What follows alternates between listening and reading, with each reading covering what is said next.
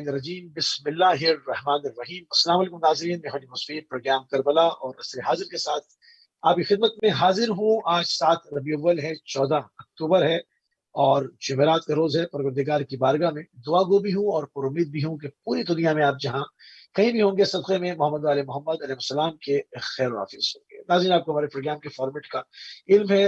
تاریخوں کے اعتبار سے پورے ایام اعظم میں ہم آپ کی خدمت میں حاضر رہے اور تاریخی اعتبار سے جو ہے وہ پروگرام آپ کی خدمت میں پیش کیے جاتے رہے۔ آج اس سلسلے کا جو ہے وہ ایک اور اس کے اندر اضافہ کرتے ہوئے آگے بڑھتے ہوئے آج شہادت امام حسن عسکری علیہ السلام کی شب ہے۔ بعض ملکوں میں شب لگ چکی ہے اور ہمارے کچھ ساعتوں کے بعد جو ہے وہ اس شب میں ہم بھی داخل ہو جائیں گے۔ تو آج امام حسن عسکری علیہ السلام کی پوری زندگانی کے اوپر اپنے وقت میں رہتے ہوئے کوشش کریں گے کہ آپ کی اذان عالیہ تک تمام معلومات کو وہاں پہنچایا جائے۔ اور اس کی اوپر بات کرنے کے لیے سلطان الذاکرین مرزا شفیق حسین شفق صاحب اودھ کی راجدھانی لکھنؤ ہندوستان سے ہمارے ساتھ موجود ہیں۔ قبلہ آپ کی خدمت میں مولا کی شہادت کا پرسہ پیش کریں گے اور آپ کی خدمت میں سلام عرض کریں گے۔ بسم اللہ الرحمن الرحیم۔ وعلیکم السلام۔ میں بھی اہل بیت ٹی وی کے تمام ناظرین کی خدمت میں سلام محبت و عقیدت پیش کرتا ہوں اور امام حسن عسکری علیہ السلام کی شہادت کی تعزیت پیش کرتا ہوں۔ جزاک اللہ قبلہ، جزاک اللہ۔ تھوڑی سی تمیدی گفتگو سے پروگرام کا ناظرین جو ہے وہ فوراً آغاز کرتے ہیں۔ قبلہ امام حسن عسکری علیہ السلام کی شخصیت کا اجمالی تعارف اگر کہا جائے تو اس میں کیا کہا جا سکتا ہے، اس کی میں تھوڑی روشنی ڈال دیتے ہیں۔ حضرت امام حسن عسکری علیہ السلام ہمارے 10ویں امام حضرت امام علی نقی علیہ السلام کے فرزند ہیں اور آپ کی ولادت جو ہوئی ہے وہ 10 ربیع الثانی 232 ہجری بروز جمعہ بوقت نماز صبح بمقام مدینہ منورہ ہوئی، اور آپ کی والدہ گرامی حضرت حدیثہ خاتون تھی جو انتہائی ورع اور تقوی اور ایمان اور ایقان کی منزل پر فائز تھی۔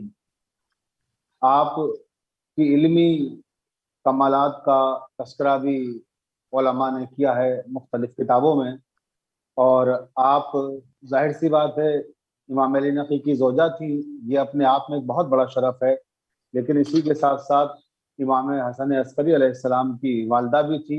لیکن آپ کا جہاں یہ شرف ہے کہ آپ ایک امام کی زوجہ ہیں اور ایک امام کی والدہ ہیں، اسی کے ساتھ ساتھ آپ کی خود کی جو شناخت تھی وہ پورے مدینہ منورہ میں ایک باکردار خاتون، ایک صاحب علم خاتون اور اسلامی معلومات کا خزانہ رکھتی تھی آپ، کہ وہاں کی خواتین آ کے آپ سے استفادہ کرتی تھی۔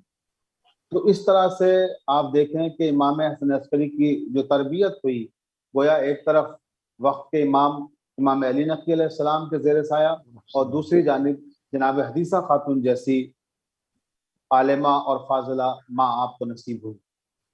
تو آپ کو ایک اور بڑی خوبی آپ کی یہ ہے کہ حضرت امام حسن عسکری کو جو امامت تفویض ہوئی ہے وہ بہت ہی کم سنی میں آپ کی امامت کا اعلان کر دیا گیا تھا۔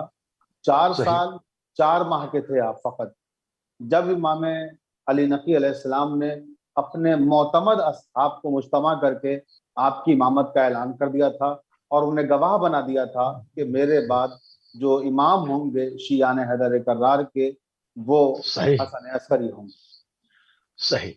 اچھا، تھوڑی سی اس کے اوپر گفتگو کریں گے۔ آپ کے بچپن کے ایام، آپ کی زندگی کے جو مائکۃ اللہ ارکان ہیں، تمام چیزوں کے اوپر تھوڑی سی اہمیت منصب امامت کے اوپر تھوڑی سی بات کر لیں کہ اہمیت امامت کا جو منصب امامت ہے اس کی اہمیت کے اوپر قبلہ تھوڑی روشنی ڈال دیں، تاکہ جب ہم ان کے منصب امامت کے اوپر جائیں تو پیچھے ہمارے ناظرین کی اذان میں بہت ساری چیزیں جو ہے وہ ابہامات باقی نہ رہیں، اشتباہات کو زائل کر دیا جائے پہلے ہی، تاکہ ہم امام کی امامت کے اوپر مزید گفتگو کر سکیں۔ تو سب سے پہلے اہمیت منصب امامت پہ تھوڑی سی روشنی ڈال دیں۔ یہ بہت خوبصورت سوال اور برمحل سوال آپ نے علی بھائی کیا ہے، اس لیے کہ ابھی جب ہم ایک طرف یہ کہہ رہے ہیں کہ آپ کی امامت کا اعلان 4 سال اور فقط 4 ماہ کے سن میں کر دیا گیا، تو ہمارے ہاں جو کانسیپٹ ہے امامت کا وہ دراصل عصمت سے وابستہ ہے۔ یعنی ہمارا تصور یہ ہے ہمارے ہاں امامت کا کہ جب ہمارے امام پیدا ہوتے ہیں اس دنیا میں تو وہ گویا امام ہوتے ہیں، یہاں آ کر امام نہیں بنتے ہیں، وہ اللہ کی طرف سے پہلے ہی منتخب ہو چکے ہوتے ہیں اور معصوم ہوتے ہیں، یعنی منصوص صحیح، من اللہ ہوتے ہیں اور محفوظ عن الخطا ہوتے ہیں، ان سے کسی سبحان گناہ اللہ، یا خطا کا امکان نہیں ہوتا۔ جو نہیں ہمارے ہوتا، ائمہ معصومین علیہ السلام ہیں، جو ہمارے 12 امام ہیں، یہ سارے کے سارے پہلے ہی سے، یعنی اس دنیا میں ظاہر ہونے سے پہلے اللہ تعالیٰ نے ان کو امام بنا دیا تھا، اسی طرح سے جیسے خاتم النبیین حضرت محمد مصطفیٰ صلی اللہ علیہ وآلہ صلی وسلم اللہ کو علیہ اللہ تعالیٰ وسلم، نے نبی بنا دیا تھا اس دنیا میں آنے سے پہلے، اسی طرح سے اس دنیا میں ظاہر ہونے سے پہلے ہمارے سارے امام امام تھے اور سارے امام معصوم تھے۔ صحیح، امامت کا جو تصور ہے قرآن مجید میں پیش کیا گیا ہے، وہ سورہ بقرہ میں، جو قرآن مجید کا دوسرا سورہ ہے، اس کی 124ویں آیت میں اللہ تعالیٰ نے ارشاد فرمایا ہے کہ وَإِذِ ابْتَلَىٰ إِبْرَاهِيمَ رَبُّهُ بِكَلِمَاتٍ فَأَتَمَّهُنَّ قَالَ إِنِّي جَاعِلُكَ لِلنَّاسِ إِمَامًا قَالَ وَمِن ذُرِّيَّتِي قَالَ لَا يَنَالُ عَهْدِي الظَّالِمِينَ، یعنی پروردگار عالم نے حضرت ابراہیم کو خطاب کرتے ہوئے ارشاد فرمایا کہ اے ابراہیم، ہم نے تمہیں آزمایا اور جب تم اس امتحان میں کامیاب ہو گئے، فَأَتَمَّهُنَّ، جب کامیاب ہو گئے تو قَالَ إِنِّي جَاعِلُكَ لِلنَّاسِ إِمَامًا، تب ہم نے تمہیں صحیح، لوگوں کا امام بنایا، اور جب امام ہم نے بنا دیا، تمہیں لوگوں کا امام بنایا تو قَالَ وَمِن ذُرِّيَّتِي، حضرت ابراہیم نے کہا کہ اے میرے پروردگار، کیا میری ذریت میں امامت کو جاری نہ فرمائے گا؟ تو آواز آئی قَالَ لَا يَنَالُ عَهْدِي الظَّالِمِينَ، یقیناً آپ کی ذریت میں ہم یقیناً، امامت کو رکھیں گے مگر ظالم امام نہیں ہو سکتا۔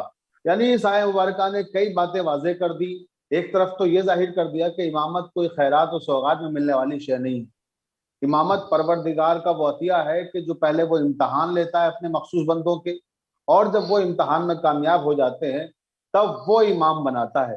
یعنی اس سے یہ بات بھی ظاہر ہو گئی کہ قَالَ إِنِّي جَاعِلُكَ لِلنَّاسِ إِمَامًا، پروردگار نے حضرت ابراہیم سے کہا کہ میں نے آپ کو لوگوں کا امام بنایا، یعنی یہ حق لوگوں کو نہیں ہے کہ وہ اپنا امام خود بنائیں، امام اللہ بناتا ہے، منصوص من اللہ ہے۔ دوسری طرف یہ بھی ظاہر کر دیا کہ جب حضرت ابراہیم نے مطالبہ کیا کہ پروردگار میری ذریت میں بھی امامت جاری رہے گی یا نہیں رہے گی، تو آواز قدرت آئی کہ یقیناً رہے گی مگر ظالم امام نہیں ہو سکتا۔ یعنی ظالم اسے کہتے ہیں جو اپنے نفس پہ ظلم کرے، اور ظلم کی ظلم بہت کریں، ساری اقسام علماء نے بیان کی ہیں۔ ظلم کی اقسام میں سے گناہ بھی ایک ظلم ہے نفس کے ظلم ہے، اوپر، صحیح، اگر ہم کوئی گناہ کرتے ہیں تو گویا نفس پہ ظلم کر رہے ہیں اور ہم ظلم کر رہے ظالم ہیں، قرار پائیں گے۔ تو جب ہم گنہگار ہیں تو ہم ظالم ہو گئے، اور ظالم ہو گئے تو ہم امامت کے حقدار نہیں رہے۔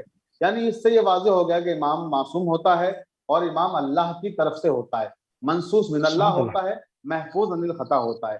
ہمارے جتنے بھی امام ہیں وہ سارے محفوظ عن الخطا ہیں اور منصوص من اللہ ہیں۔ اسی طرح سے امام حسن عسکری علیہ السلام بھی ہیں، جن کی آج شہادت یعنی شب شہادت ہے، اور ہم جب جن کے شاد، سلسلے میں گفتگو کر رہے ہیں وہ بھی وہ امام ہیں کہ جو منصوص من اللہ ہیں اور محفوظ عن الخطا ہیں۔ اور آپ کی امامت کا اعلان جیسا کہ میں نے عرض کیا 4 سال 4 ماہ کی عمر میں ہو گیا۔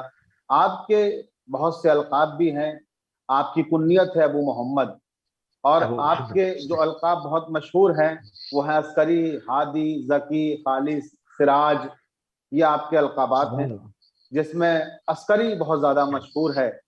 اور آپ کو عسکری کیوں کہا جاتا ہے میں یہاں یہ بھی واضح کر دوں کہ جی ہاں، بہت عمدہ بات ہے، امام علی النقی علیہ السلام علیہ جو آپ کے السلام، والد گرامی علیہ قدر ہیں، السلام، وہاں سرمن رائے ایک محلہ ہے سامرا میں، اس محلے میں سامرا، اس وقت کے حاکم وقت نے متوکل عباسی نے، جو بہت ہی ظالم تھا اور بہت ہی زیادہ مردود تھا اور ملعون تھا، اس نے بہت ظلم کیے ہیں شیعہ حیدر کرار پر۔ یہی وہ بدبخت حاکم ہے کہ جس کے زمانے میں امام حسین کی زیارت جرم قرار دے دی گئی تھی، کہ جو امام حسین کی زیارت کے لیے جائے گا اس پہ ایک طرح سے جیسے مجرموں کو سزائیں دی جاتی تھی اس طرح سے سزائیں دی جاتی تھی اس کے زمانے میں۔ تو اس نے امام علی نقی کو مروب کرنے کے لیے 90,000 فوج جمع کی اس محلے میں، جسے سرمن رائے کہا جاتا ہے، سامرا کا محلہ ہے، 90,000 فوج، وہاں ایک میدان تھا اس محلے کا، وہاں پہ اس نے جمع کی صرف امام کو مروب کرنے کے لیے، اور امام اس کی قید میں تھے۔ تو اس نے جب یہ 90,000 فوج جمع کی اور امام کو فوج دکھائی، اپنی طاقت دکھائی گویا، تو امام علی نقی علیہ السلام نے اپنی 2 انگلیاں اٹھائیں اور کہا کہ تم مجھے یہ فوج دکھا رہے ہو، دیکھو میں تمہیں خدا کی فوج دکھاتا ہوں، ان دونوں انگلیوں کے بیچ میں دیکھو۔ متوکل عباسی نے جب امام علی نقی کی دونوں انگلیوں کے درمیان میں دیکھا تو ایک ایسا لشکر عظیم دیکھا کہ وہ بدحواس ہو گیا، اور اس نے کہا میرا لشکر تو کچھ بھی نہیں ہے جو لشکر آپ کے پاس ہے۔ تب سے اس محلے کا نام عسکر پڑ گیا، لشکر والا محلہ۔ اور کیونکہ وہاں پر امام عسکری کی زندگی گزری اور آپ کی زندگی کے ایام وہیں پہ گزرے ہیں، تو اس کی وجہ سے آپ کو عسکری کہا جانے لگا۔ سبحان اللہ، سبحان اللہ، بہت ہی عمدہ جو ہے وہ آپ، کیونکہ امام حسن عسکری علیہ السلام کے ساتھ عسکری کیوں لقب لگایا جاتا ہے، جس طرح سے قبلہ نے فرمایا کہ القاب اور بہت سارے بھی ہیں مگر آپ کا اصل نام حسن ہے اور آپ العسکری کے لقب کے ساتھ معروف ہیں۔ تو عسکری کی وجہ تسمیہ کیا ہے کہ کیوں آپ کے نام کے ساتھ لازمن جو ہے وہ عام جو ایک بول چال ہے اس میں امام حسن عسکری ہی کہا جاتا ہے۔ اس میں بہت ہی عمدہ جو ہے تاریخ ساز واقعہ جو ہے وہ آپ نے پیش کیا ہمارے ناظرین کے لیے، اور ہماری اسکرین پر نمبر آویزہ کر دیے گئے ہیں موضوع کے مطابق۔ جو سوالات اگر کوئی کرے گا تو اس کو پروگرام میں جو ہے وہ شامل کریں گے، موضوع سے ہٹ کے سوالات کو شامل عموماً نہیں کیا کرتے۔ قبلہ تھوڑی سی گفتگو کو مزید آگے پھیلاتے ہیں، تھوڑا سا اس کے کینوس کو ذرا بڑا کرتے ہیں۔ آپ نے منصب امامت کے اوپر روشنی ڈالی کہ امامت ہمارے یہاں جو ہے وہ منصوب من اللہ ہے، اور ہم امام بناتے نہیں ہیں، وہ امام بنا کے ہماری طرف بھیجتا ہے۔ تو اس لیے اگر کوئی 4 سال کی عمر میں، 5 سال کی عمر میں، 2 سال کی عمر میں منصب امامت پر آئے تو اس کے اوپر تعجب نہیں کرنا چاہیے، کیونکہ جس کو خدا امامت کا عہدہ دے کر بھیجتا ہے وہ اس وقت بھی امام ہوتا ہے جب آدم علیہ السلام آب و گل کی منزل میں تھے، اور یہ کہا بھی گیا کہ میں اس وقت بھی نبی تھا یا اس وقت بھی امام تھا جب جناب آدم آب و گل کی منزل میں تھے۔ اپنی اس بات کو تھوڑا سا اور مزید آگے بڑھائیں گے کہ امام کے جو ایام طفلی ہیں، جو بچپن کے ایام ہیں، اس وقت جو ہے وہ کس طرح کا دور تھا تاریخی اعتبار سے، وہ کس طرح کے دن آپ نے گزارے ہیں، کہاں پہ گزارے ہیں، تاریخ کیا کہتی ہے، ان تمام چیزوں پہ تھوڑی سی ہم چاہیں گے کہ روشنی ڈالیں، اور کس طرح کے ظالم جو ہے وہ بادشاہ اس وقت رہیں، اور ان کا کیا ایک جو نظام ظلم تھا وہ کس طرح کا تھا۔ دیکھیے امام حسن عسکری علیہ السلام ہمارے وہ امام ہیں جنہوں نے 7 ظالم بادشاہوں کا زمانہ دیکھا۔ آپ کا جو سلسلہ حیات ہے وہ بڑا مختصر ہے، آپ 28 سال کی عمر میں شہید کر دیے گئے، لیکن ان 28 سالوں میں آپ نے 7 بادشاہوں کا زمانہ دیکھا۔ آپ جب پیدا ہوئے تھے تو واثق باللہ اس زمانے میں بادشاہ تھا، اس کے بعد متوکل بادشاہ ہوا، پھر مستنصر بن متوکل بادشاہ ہوا، اس کے بعد مستعین بادشاہ ہوا، پھر معتز باللہ بادشاہ ہوا، پھر مہدی باللہ بادشاہ ہوا، اور پھر معتمد عباسی جس نے امام حسن عسکری علیہ السلام کو شہید کرایا ہے۔ تو یہ 7 ظالم بادشاہ ہیں جن کے ظلم امام حسن عسکری نے سہے ہیں۔ ان میں کوئی بھی ایک ایسا نہیں ہے جس کے بارے میں ہم یہ کہہ سکیں کہ اس نے امام حسن عسکری کے ساتھ نرمی کا سلوک کیا یا ان پر ظلم کرنے میں کوئی کمی کی۔ جو آیا اس نے ایک سے ایک بڑھ کر ظلم اٹھائے، اور امام حسن عسکری مسلسل قید و بند کی مصیبتیں اور اذیتیں برداشت کرتے رہے۔ لیکن ابھی جو آپ نے جیسا کہ سوال کیا کہ امام کا بچپنا کیسا تھا، اور امام نے بچپنے میں جو آپ کے علمی آثار ظاہر ہوئے وہ کس طرح سے ظاہر ہوئے، تو اس سلسلے کا اگر ہم آغاز کریں تو یہاں سے کریں کہ جس وقت امام حسن عسکری علیہ السلام بہت ہی کم سن تھے، فقط 5 سال کے تھے آپ، اور گھر کے کنویں میں آپ گر گئے، اپنے ہی گھر کے کنویں میں آپ گر گئے، اور جب وہ کنویں میں گر گئے تو خواتین میں شور و شین بلند ہونے لگا، ہر طرف گریے کی آوازیں بلند ہونے لگی، اور سب کنویں کے پاس آ کے خواتین مجتمع ہو گئی، اور امام علی نقی اس وقت اللہ تعالیٰ کی عبادت میں مصروف تھے، نماز پڑھ رہے تھے۔ آپ بیویاں رو رہی تھیں، خواتین رو رہی تھیں، مگر امام بڑے پرسکون انداز میں اپنی نماز تمام کر رہے تھے۔ جب آپ نے نماز تمام کی تو دیکھا خواتین کی طرف کنویں کے پاس جمع ہیں، تو سب سے کہا کیا ہوا؟ تو سب نے کہا کہ امام حسن عسکری کی طرف اشارہ کرتے ہوئے گویا حسن کنویں میں گر گئے ہیں۔ تو امام مسکرائے، تو کیا ہوا؟ آپ لوگ اتنی پریشان کیوں ہیں؟ دھیان سے دیکھیے کنویں کی طرف۔ اب جو خواتین نے کنویں کی طرف جھانک کے دیکھا تو کیا دیکھا کہ کنویں کے پانی پر امام حسن عسکری بیٹھے ہوئے کھیل رہے ہیں، جیسے کوئی زمین پہ بیٹھ کے کھیلتا ہے ایسے وہ پانی میں بیٹھے ہوئے کھیل رہے ہیں، اور پانی آہستہ آہستہ بلند ہو رہا ہے۔ اور اتنا بلند ہوا کہ آپ سطح آب سے بلند ہو کر کنویں کے باہر آ گئے۔ اس وقت جب آپ اس طرح سے ظاہر ہوئے تو گھر کی خواتین نے امام کو گلے سے لگا لیا اور پیار کیا اور فرط جذبات سے روئی بھی، لیکن امام حسن عسکری کے تعلق سے امام علی نقی نے فرمایا کہ آپ کو معلوم ہے میرا یہ بیٹا وہ ہے جو وقت کا امام ہوگا، اور اس کو اس طرح کے جو حادثات ہوتے ہیں وہ کبھی بھی نقصان نہیں پہنچا سکتے۔ تو یہ امام حسن عسکری علیہ السلام کے بچپنے کا ایک واقعہ تھا جو میں نے اپنے ناظرین کو سنایا۔ ایک اور واقعے کی طرف اشارہ کرنا چاہوں گا میں اس موقع پر کہ آپ ابھی بچپنا ہی ہے، چھوٹے ہیں، کم سن ہیں، مشکل سے آپ 6 یا 7 سال کے ہیں اس وقت، اور راوی کہتا ہے کہ آپ سامرا کے ایک محلے سے گزر رہے ہیں تو کیا دیکھا، کچھ بچے کھیل رہے تھے تو آپ بھی وہیں رک گئے، اور وہاں رک کر سرمن سرائے میں آپ بچوں کو کھیلتا ہوا دیکھ رہے تھے، اور بچے کھیل رہے تھے مگر آپ خود رو رہے تھے، گریا کر رہے تھے۔ اتنے میں اس راستے سے جناب بہلول دانا کا گزر ہوا۔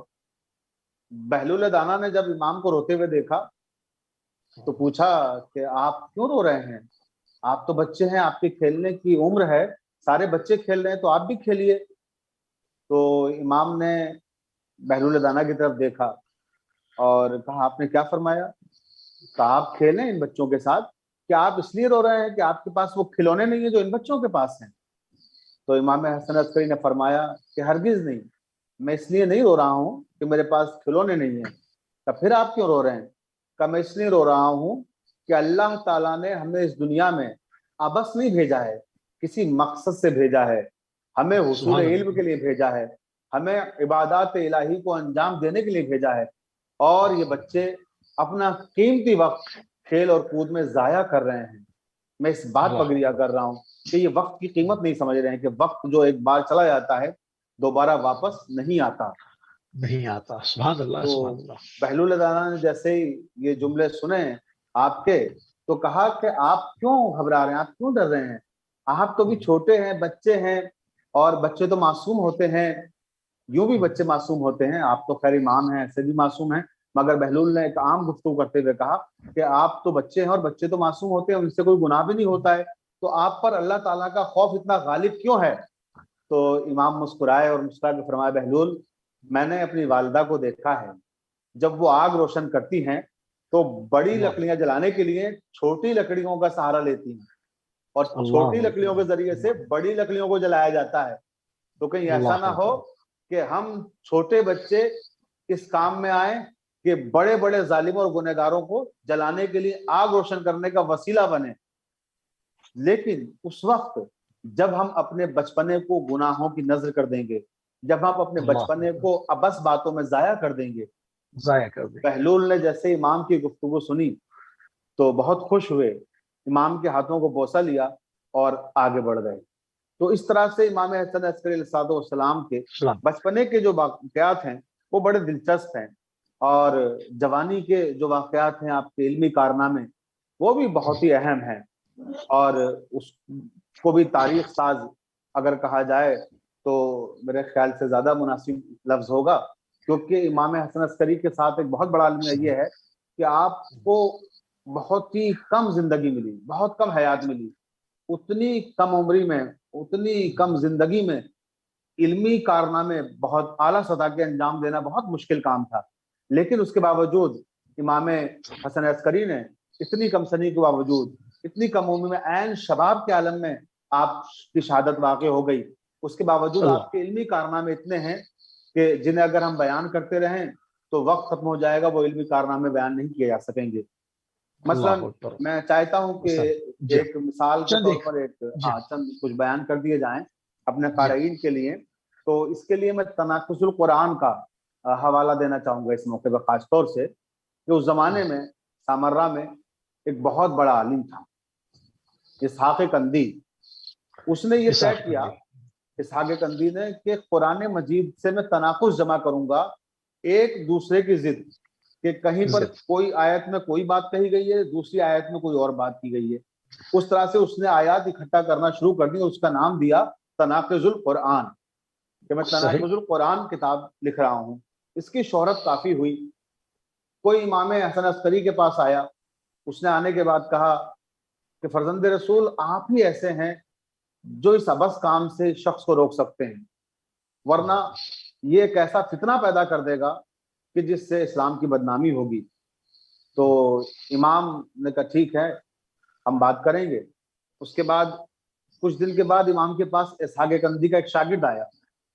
جب وہ شاگرد آیا تو امام نے فرمایا کہ تم اپنے استاد کو کیوں نہیں روکتے ہو کہ وہ تناقض القرآن لکھ رہے ہیں, ایک ابس کام کر رہے ہیں جس کی کوئی معنویت نہیں ہے, جس کی کوئی اہمیت نہیں ہے, اور جس کا کوئی بھی کسی بھی طرح کا فائدہ لوگوں کو پہنچنے والا نہیں ہے. کوئی ایسا کام کرے جس سے لوگوں کو فائدہ پہنچے. تو اس نے کہا شاگرد نے کہ فرزند رسول میں کیسے روک سکتا ہوں, میرے استاد ہیں وہ. تو امام نے فرمایا تم ہماری طرف سے جا کے سوال کرنا, اسے ظاہر مت کرنا کہ ہم نے یہ سوال پوچھا ہے, تم خود سے سوال کرنا اس سے, اور پھر دیکھو وہ اس ارادے کو شاید بدل دے اور اپنی نیت کو جو تناقض القرآن لکھنے کی ہے وہ تبدیل کر دے. تو اس نے کہا ٹھیک ہے میں جاتا ہوں. امام نے اس کو ایک سوال بتا دیا, وہ پہنچ گیا وہاں پر, اور اس کے بعد جانے کے بعد کہا استاد کیا کر رہے ہیں آپ؟ کہا تناقض القرآن لکھ رہا ہوں. کہا استاد میرے ذہن میں ایک سوال آتا ہے, آپ لکھیں اور ضرور لکھیں اس کتاب کو, لیکن میرے ذہن میں ایک سوال یہ آتا ہے کہ جیسے جب متکلم کلام کرتا ہے اور سامع سنتا ہے, تو کیا ضروری ہے کہ جو متکلم کے ذہن میں بات ہے اور جو وہ کلام کرتے وقت معنی مراد لے رہا ہے, کیا سامع بھی وہی معنی مراد لے؟ کیا یہ ضروری ہے کہ جو معنی قرآن مجید کی آیتوں کے آپ مراد لے رہے ہیں کیا اللہ تعالیٰ نے بھی یہی مراد لیے ہوں؟ اگر اللہ تعالیٰ نے گفتگو کی آپ سے اور سامنے وہ آئے اور ندائے غیب آئی اور آپ سے پوچھ لیا کہ بھئی اس آیت کا مطلب تو یہ تھا, تم نے یہ کیسے نکال لیا اسحاق کندی, کیسے نکالا, تو تم کیا جواب دو گے اس کا؟ تو اسحاق کندی نے کہا کہ یہ بات تو صحیح ہے کہ جو معنی اللہ تعالیٰ نے سوچے ہیں ان آیات کے, ممکن ہے میرے ذہن میں وہ نہ ہو, وہ میں نے نہ تم سوال کہاں سے لائے, تو پھر کیسا تناقض ہے یہ؟ جب جو معنی متکلم مراد لے رہا ہے وہ معنی تم لے ہی نہیں پا رہے ہو, وہاں تک تمہارا ذہن نہیں پہنچ رہا ہے, تو پھر تناقض کیسا ہے؟ تو ایک دم سے اسحاق کندی چونکا اور کہا یہ تمہارا سوال نہیں ہو سکتا, یہ سوال تم نے کیا ہے. کہ استاد میں نے ہی تو کیا ہے آپ سے سوال. کہ نہیں ہرگز نہیں, تم ایسا سوال نہیں کر سکتے, یہ سوال کس نے کیا ہے مجھے بتاؤ. تب اس شاگرد نے بتایا کہ مجھ سے یہ سوال امام حسن عسکری علیہ السلام نے کیا تھا اور کہا تھا کہ میں آپ سے پوچھوں. تب اس نے کہا کہ یقیناً اس طرح کے عالمانہ سوال, اس طرح کے فکر انگیز سوال مخصوص ہیں تو صرف محمد والے محمد علیہ السلام سے مخصوص ہیں. یقیناً سبحان اللہ, یہ فکر اور یہ علم بتا رہا ہے کہ یہ سوال اسی گھرانے سے کیا جا سکتا ہے. سبحان اللہ. اچھا قبلہ, امام نے امامت کا آغاز کن شرائط کے ساتھ کیا؟ اس وقت شیعوں کی کیا حالات تھے؟ امامت امام علی نقی علیہ السلام کی امامت کس طرح سے تمام ہوئی؟ کس طرح سے امامت کا یہ سورج طلوع ہوا ہے؟ اس کے اوپر ذرا روشنی ڈالیں قبلہ. کہ امام علی نقی علیہ السلام کی شہادت کے بعد جیسا کہ میں نے عرض کیا بہت کم سن تھے امام عسکری, اور آپ کو امامت کی ذمہ داریاں دی گئیں. تو اس وقت کے جو حالات تھے, ابھی میں نے جن 7 بادشاہوں کا ذکر کیا ہے, یہ سارے یکے بعد دیگرے آتے رہے اور ظلم و ستم کرتے رہے. خاص کر جب آپ کی امامت کا آغاز ہوا ہے, متوکل جو عباسی بادشاہ تھا, وہ زمانہ اس کا بڑا ہی ظالمانہ زمانہ تھا. یعنی ایک تو ظلم کی حدیں ہوتی ہیں کہ ایسی حدیں ظلم کی قائم کی گئی کہ جسے تاریخ میں لکھا گیا, مگر وہ لکھنے کے باوجود تاریخ کی نظر ہو گئی کہ اس سے بڑا ظالم پھر دوسرا پیدا ہو گیا. اچھا یہاں پر متوکل پہ آتا ہوں میں. یہاں پر ایک سوال یہ کرتا ہوں کہ عموماً ہم شجرہ ملعونہ اور شجرہ خبیثہ جو ہے اس سے بنو امیہ کو مراد لیتے ہیں. کہ بنی عباس نے کہیں سے بنو امیہ سے کم ظلم کیا ہے, بلکہ اکثر میں نے سنا کہا جاتا ہے کہ بنی عباس نے بھی ظلم کرنے میں کوئی کسر نہیں چھوڑی, تو صرف شجرہ ملعونہ اور خبیثہ بنو امیہ سے کیوں مربوط ہے؟ یہ اس میں کون سا پیچھے رہے ہیں اور کون سا کم رہے ہیں؟ اس کی کیا وجہ ہے؟ کیا صرف جناب عباس کی وجہ سے ان کے شجرے کو ملعونہ نہیں کہتے یا کوئی اور وجہ ہے؟ دیکھیے شجرہ ملعونہ اور شجرہ خبیثہ کا جو تعلق ہے, کون فرمائیے گا. ہاں کوئی سوال شاید آ رہا ہے میرے خیال سے، یا میں جاری رکھوں؟ جی کالر ہے میرے ساتھ، اگر آپ چاہیں تو میں کالر میں شامل کر لوں پھر آپ کی بات. جی السلام علیکم و رحمۃ اللہ. وعلیکم السلام موسی بھائی، علیہ السلام مدد. بسم اللہ جی. ٹیلر صاحب آپ کو بھی میرا السلام علیکم جی. علیہ السلام مدد. اللہ تعالیٰ آپ کی توفیقات میں اضافہ فرمائے. ماشاءاللہ بہت اچھی گفتگو اور تاریخی حوالے سے ماشاءاللہ بہت پیاری گفتگو فرما رہے ہیں آپ کی خدمت میں بھی، اور موسی بھائی آپ کی خدمت میں دیکھنے اور سننے والوں، اور بالخصوص امام زمانہ علیہ الصلوۃ والسلام کی خدمت میں ان کے بابا کا پرسہ پیش کرتے ہیں اور تعزیت پیش کرتے ہیں آپ کی خدمت میں. قبلہ صاحب کی تھوڑی سی روشنی ڈالیے گا کہ بنو عباس نام کی کون سے، یہ کہاں سے؟ جیسے بنو امیہ کے بارے میں تو پتہ ہے کہ ان کے باوجات کون تھے، یہ بنو عباس نے جو ظلم کیا ہے، یہ ظلم کی انتہا قائم کیا. تو یہ بھی فرمائیے گا کہ جناب امام حسن عسکری علیہ الصلوۃ والسلام کو کس طرح شہید کیا گیا زہر کے، یا کس طرح، اور جو یہ میں ابھی کل پرسوں سے یہ چپ کا تعزیہ جو چپ کے حوالے سے ہے، تھوڑی سی روشنی ڈالیے گا کہ امام زمانہ علیہ الصلوۃ والسلام کی اس وقت عمر مبارک کیا تھی، اور اس گھر میں کس طرح جو سرکار کا جو جیسے مبارک آیا اور کس طرح خاموشی سے یا کہاں، اس پہ تھوڑی سی گفتگو فرمائیے گا. اللہ تعالیٰ محمد اور آل محمد کے ہر اول آخر پہ دشمنوں پہ لعنت ہو، خدا کی لعنت ہو، رسول کی لعنت ہو، جنہوں نے آج تک اہل بیت علیہ الصلوۃ والسلام کے اوپر ظلم کر رہے ہیں اور کرتے ہیں شاید، اور یہ ہمیں خود ہی موقع دیتے ہیں کہ ہم ان کے اوپر لعنت کی بوچھاڑ کریں. اللہ اور اللہ کے رسول کی لعنت ہو ان کے اوپر. خدا حافظ. یا علیہ السلام. جزاک اللہ. جی آقا ان کا بھی وہی سوال ہے تو اس کو شامل کر سوال تو جو ان کا ہے اس کو ہم اس میں شامل کریں گے ابھی آگے چل کے جب شہادت کا ذکر کریں گے. ابھی ہمارے پاس کتنا وقت ہے علی بھائی، ذرا صحیح بتا دیں تو اسی حساب سے پھر میں جواب. ابھی آقا ہمارے ساتھ تقریباً 17-18 منٹ ہیں. 18 منٹ. ٹھیک ہے، بہتر. تو آپ کے سوال کی طرف پہلے واپس آتے ہیں میرے خیال سے، پھر ان کا جواب دیا جائے گا. جی جو سوال تھا شجرہ ملونہ اور یہ شجرہ خبیثہ والا کہ بنی امیہ کو کہا جاتا ہے، بنی عباس کو نہیں. دراصل اس کی ایک تو وجہ وہی حضرت عباس کا رضی اللہ کی جو نسبت ہے، جو تعلق ہے وہ ہے. دوسری چیز یہ ہے کہ ان کے ساتھ ایک دوسرا مسئلہ بھی تھا. انہوں نے ظلم ضرور کیے اور بے انتہا ظلم کیے، لیکن انہوں نے مکاری اور عیاری کے ساتھ ظلم کیے.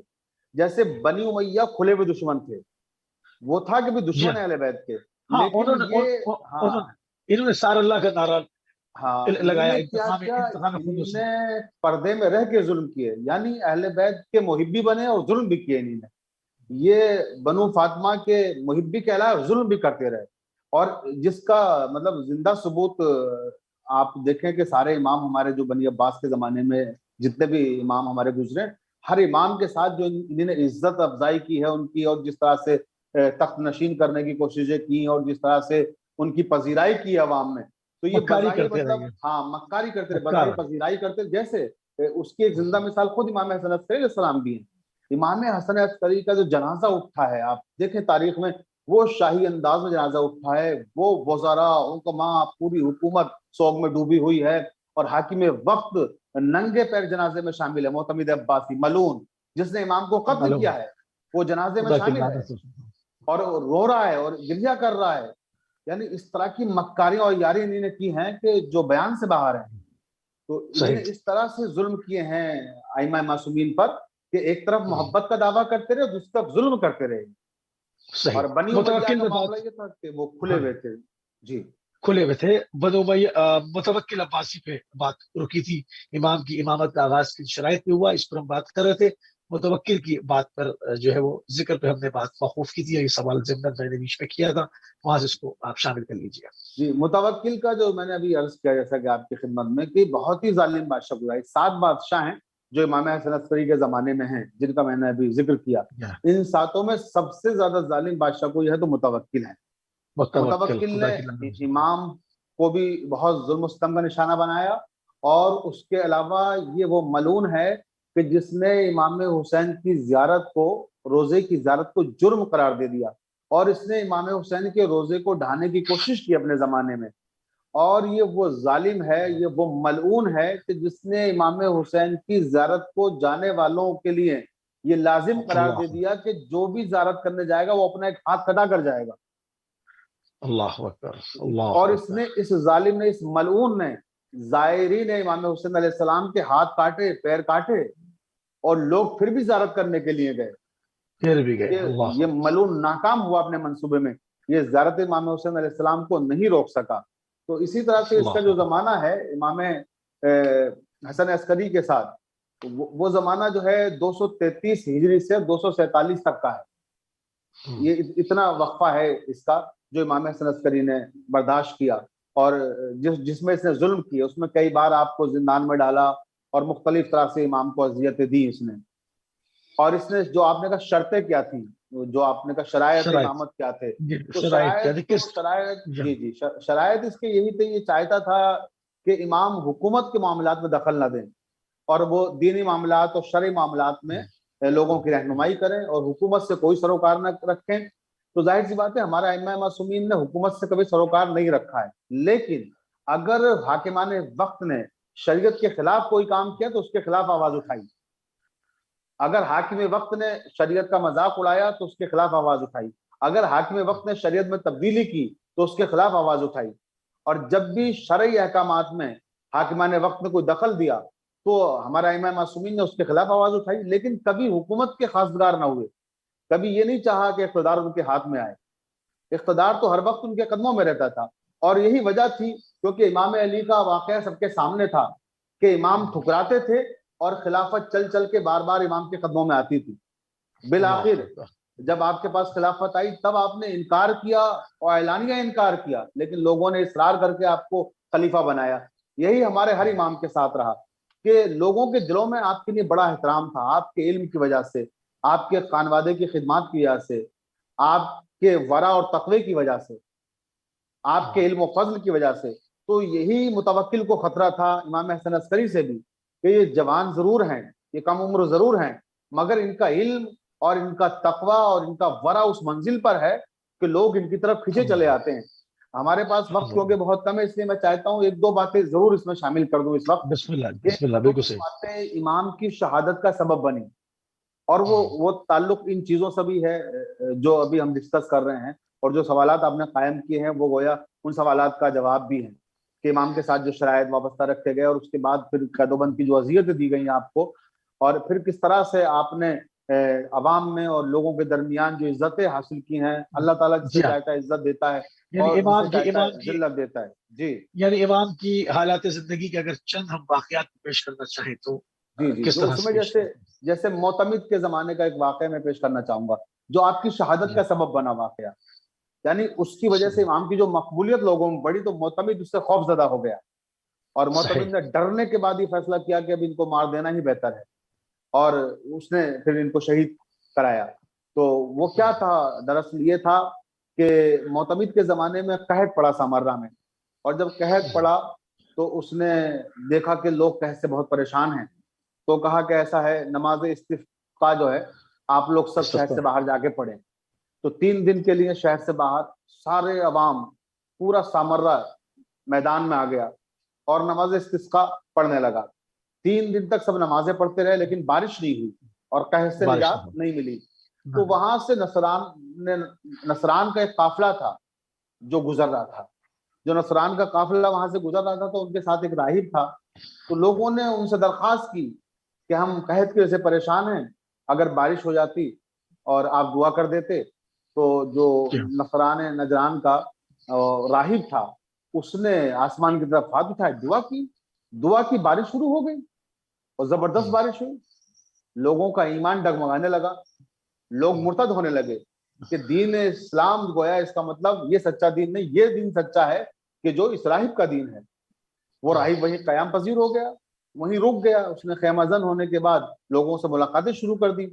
دوسرے دن پھر اس نے یہی کیا کہ وہ باہر آیا اور لوگوں کو جمع کیا، اکٹھا کیا، پھر دعا کی، پھر بارش ہو گئی۔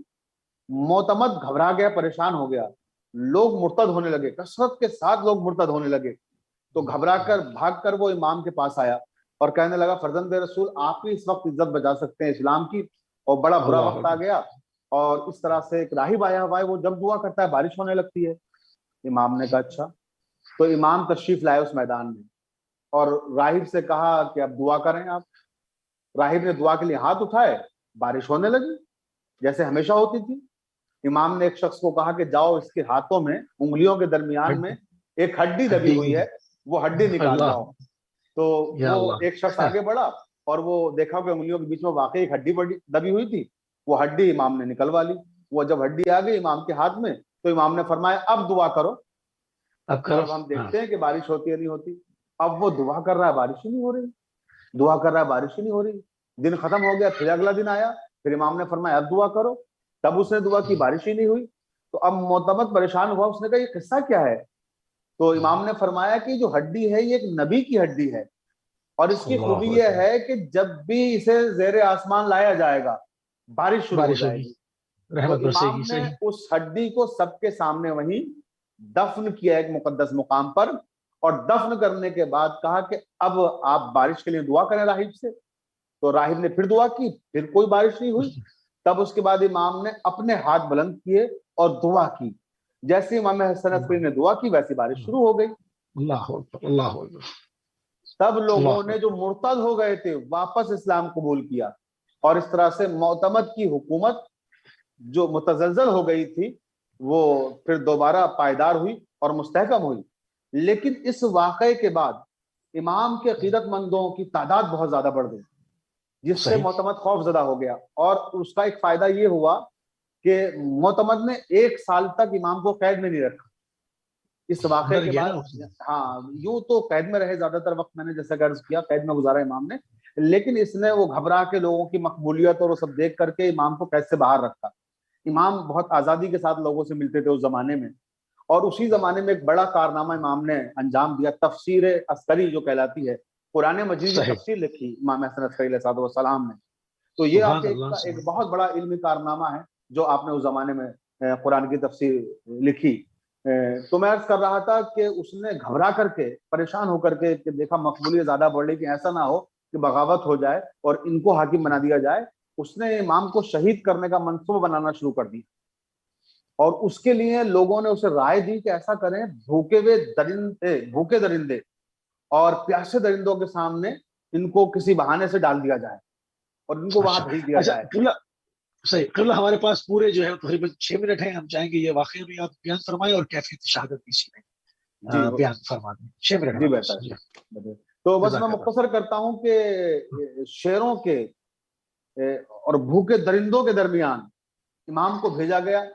لوہے کا ایک بہت بڑا انہوں نے جال بنایا, اس پر دور سے بیٹھ کر خود یہ منظر دیکھ رہے ہیں, اور امام کو درندوں کے درمیان بھیج دیا. جب امام درندوں کے درمیان گئے, بھوکے شیروں کے درمیان گئے, تو جیسے امام داخل ہوئے تو وہ بھوکے شیر امام کے قدموں کے بوسے لینے لگے, اور قدموں کے بوسے لینے کے بعد امام کا طواف کرنے لگے. امام ایک جگہ کھڑے ہو گئے اور سارے شیر امام کے اطراف میں گردش کرنے لگے. گویا ایسا محسوس ہونے لگا کہ امام کا طواف نہیں کر رہے ہیں, یہ اپنے کعبۃ الایمان کا طواف کر رہے ہیں. سبحان اللہ. پرندے اور چرند جس طرح سے امام سے محبت کرتے تھے, تو انہوں نے دیکھا کہ درندے اور شیر بھی, بھوکے شیر بھی اسی طرح سے امام کا احترام کر رہے ہیں, محبت کر رہے ہیں. اب اس واقعے کے بعد اور بھی زیادہ خوف زدہ ہو گیا معتمد, اور اس کے بعد پھر اس نے منصوبہ بنایا زہر دینے کا, اور پھر امام کو 1 ربیع الاول سن 260 ہجری میں اس ملعون نے زہر دے دیا. اور جب اس نے زہر دیا تو اس وقت ہمارے امام زمانہ عجل اللہ تعالیٰ فرجہ شریف فقط 5 سال کے تھے جب آپ کو, یعنی آپ کے والد گرامی قدر کو زہر دیا گیا ہے. آپ کو 1 ربیع الاول 260 ہجری میں زہر دیا گیا, اور 8 ربیع الاول کو آپ کی شہادت واقع. بڑی مظلومانہ شہادت تھی, لیکن جیسا کہ میں نے عرض کیا جنازے میں بہت لوگ شامل ہوئے.